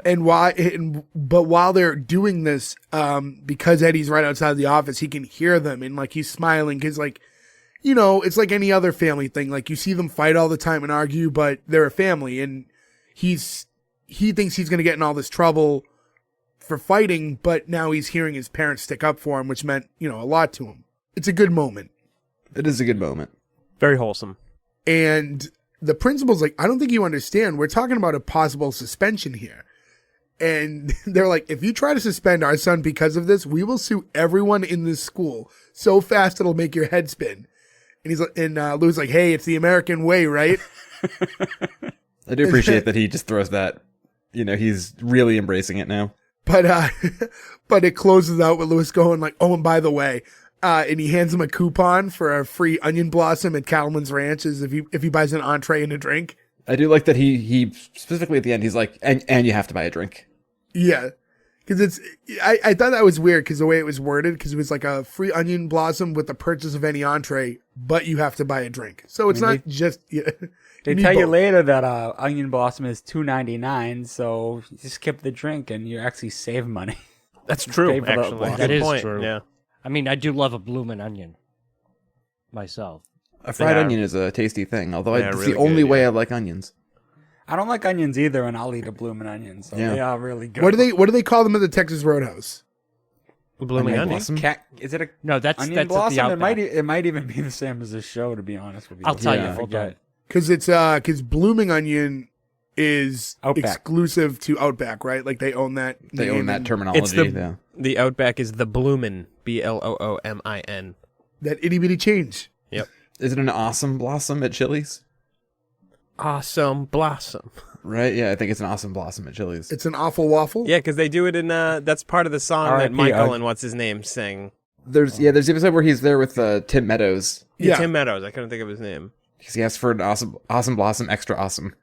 Yeah, okay. So we cut to the whole family walking outside after that whole interaction, and Eddie's like, well, why'd you stand up for me? And his mom's like, you do your best to not make waves, but I will never be mad at you for standing up for yourself. And then Louis tells him that this is why they moved here. Like, he's sorry for what happened to Eddie, but it's going to make him stronger. And coming to this new place is going to make all of them stronger. And he opened up a Wild West restaurant because this is the Wild West. A lawless land for only the bravest of families. And but as he's saying it, they pan out because they're just in like the basketball court area of the school. Like it's not like the Wild West at all, but you get his sentiment. And he said, I got big dreams, I got big plans, and things were okay for us back in DC, but I want more than just okay. And Jessica tells him that she wants more than just okay for them too. But if we want to go west, we should go to California. And he's like, do you know how expensive California is? This is the West for us. This is fine. I agree with that. I agree with that sentiment. Florida. Also, like if you're trying to compare places to live and pricing right now, California to Florida are vastly different. Oh my God, yeah. Pricing. Yeah. And you get a little bit of last narration, and it's, when you live in a Lunchables world, it's not easy being homemade Chinese food. But it's also what makes you special. My family was going to create their place in Orlando, and we're going to do it our way because you don't need to pretend to be someone else in order to belong. And while they're doing that, you see like the white bully kid from before, like who yelled at him for his food, like kind of stand back because, he saw Eddie get in the fight. So he has a little more respect for him now and lets the whole family walk by. And I thought that was the close of the episode, but then the best part of the entire episode happens. Yeah, then the best part of the episode happens, and it's the commercial for Cattleman's Ranch. And it's Mitch going, hey, y'all, when my neck gets red because of my white skin is out in the yellow sun, I like to come here to Cattleman's Ranch where I can get comfortable along people of my own kind. Redneck yellow sun destroyed me. Like I was laughing so hard watching this last night. I thought I'll finish it first. Maybe meet my wife or my cousin or my cousin's wife for an onion blossom for only $2.99. Tell them I send you. Who am I? I'm Cattleman Mitch. And this is my pal Eric the Donkey. I really like the whole, I'm comfortable along people of my own kind. I'm like, you're not trying to make this sound like a whites only restaurant, right? It's more of a hey white people thing. Like, yeah. Than whites only. Hey white people, don't be scared by the Asian man that greeted you last time you were here. Cattleman Mitch is here now. No, he says my cousin's wife, right? I thought No, he calls him his cousin wife. Oh, I laughed so much harder because I thought he wasn't making like the typical like I'm a redneck and I date my cousin. I thought he was that's just very randomly much what like he was come doing. see my wife and my cousin's wife, and that. Oh, now it's a little less funny for me. I thought he said his cousin's wife. No, he That's what I says, think, that's what I or heard my too. cousin wife. I thought cousin wife. All right, we have to go back to the definitely replay on cousin. this Yeah, one. we'll That's we'll the have to joke. check the tapes. And during the commercial, it cuts out to the whole family watching it from home, and you get a little bit of the grandma laughing. And You're too slow. and that was like, again, she had like a line and a half this whole episode, but she was, very funny in the little bit we got.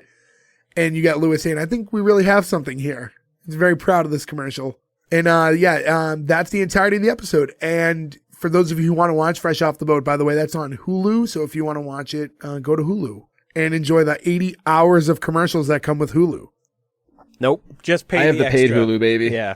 That's Fuck why it. The I extra used other $3 means. is worth it. Hulu's can't, I get a the free Hulu and version Peacock 'cause of my are the worst Spotify. ones, but I'm not paying for Peacock. Just upgrade it. I have the Spotify one too. I'm not upgrading it. For me, if it was only like a few dollars extra to upgrade, if I was already buying like the $10 version, it'd be one thing. But I'm already getting a free version because I had Spotify or have Spotify. So it's like, it's a big extra jump to get the commercial free one. I will say this is not related to this episode, but it is related to our show and TV in general. But did you see that Netflix is now going up like another $3 next month? It's getting me to a So- point They where just I'm like, went up. When they do that, if you click more options, you can downgrade to you have it on like I think you still have it on 3 devices. Which I oh, don't that's know good how to they know even because it's do only that. on one usually. But also it downgrades you from HD to regular, which I can't tell the difference when I'm streaming.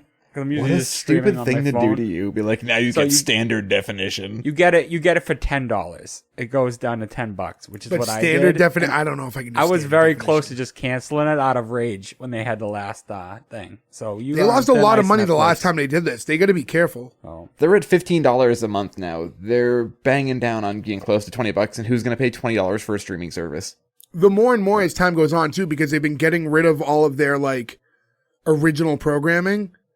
Not original. I'm sorry, the other way around. They're focusing everything on original programming, and you can no longer just go there and watch like all these movies and TV shows that you love because they're all like leaving the platform, and they're focusing all their energy on just the original stuff. And they advertise nothing of their originals. When I'm only keeping it for this show, if you start knocking off all these shows that we would find it on, I have no reason to keep it. So get your act together, Netflix. No, but that's a bonus episode for another day where we discuss our gripes with all the Yeah, streaming because I think services, that's a big part of the kept, show. We've kept all of you guys long enough for this week's episode. So I don't know if there's much more you guys would want to talk about as far as Fresh Off the Boat. I would just say before we get into the green light or cancel, it is a show that I watched in its entirety. There are things that from the pilot on change a bit with the story. The narration goes away and a few other things. He just gets more acclimated with school, and I think they do a good job developing all those characters a bit more from what we saw here. But anyone else want to add anything before we move on? No, let's bring it to the decisions. All right, boys. Well, let's get into our green light or cancels. I'm going to go in the order I see you in.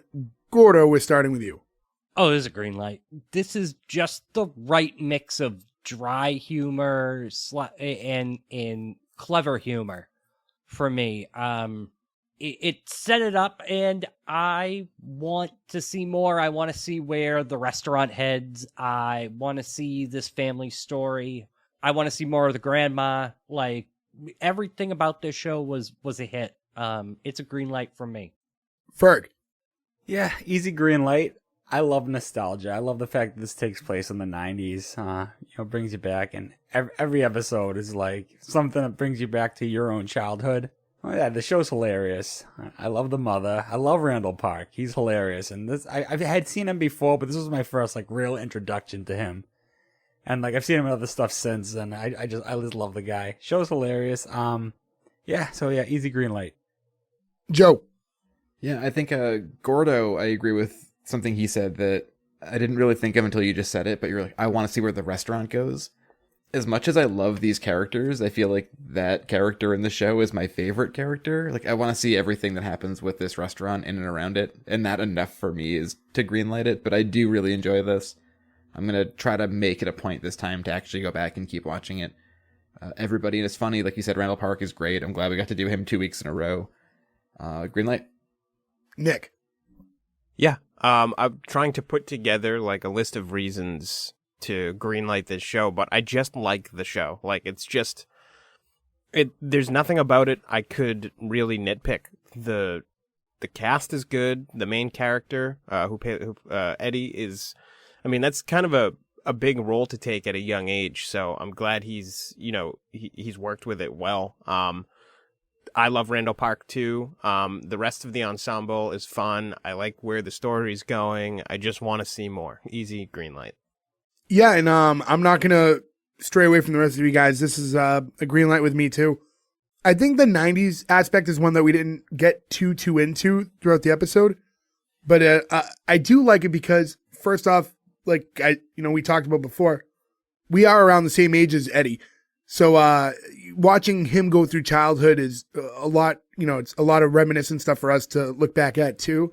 Knowing the show and the future of the show, they really lean into that a lot more as the seasons go on. You get a lot more 90s references and cameos and stuff that are really fun. Yeah, I also think that for a 90s show, I can't think of a show that like really focuses on that time period, like retrospect, what's the word I'm looking for? Retrospectively. I'm sorry. Words are hard. That retrospectively looks at the 90s in that way, because a lot of other shows, when we're used to, I don't know, it's because we're getting older, timepieces where like, oh, look at the 80s, look at the 70s. But now you had a show that was looking back at the 90s and not in like this cartoony way. It was kind of somewhat true to form. And it was just nice to see. I guess, again, for guys our age to look back at our own childhoods. I think we're seeing a lot of it, and we'll be seeing a lot more of it too, right? Oh, as time goes on, I think now that the 90s is removed now as it is, you'll see a lot more. Yeah, like but when does the Goldbergs, that 80s or 90s? I haven't That's watched 80s. that show. 80s. Okay. But also a nostalgic sitcom about somebody who works at a furniture store. So not for me to keep rambling on too much, because I think I'm just talking right now. 5 yeses from us, guys. That's 5 green lights. Congratulations to Fresh Off the Boat. You do go on to episode 2. So congrats on that. So I want to remind everyone, once again, go to S1E1pod.com. That's where you can find all the links to our social medias, everywhere you can listen to us. Rate, review, subscribe, do all that stuff. Follow us on Instagram and Twitter. Again, S1E1 Pod are our handles on that and everywhere else you can find us. It means a lot to us. Interact, hit us up, let us know what shows you want to hear. We listen to all that stuff, and we definitely take that into consideration. But that's it. That's all the time we have this week. Tune in next week for another new episode. Thank you, everybody. Goodbye. I think we got the best cousin's wife. Bill Pullman.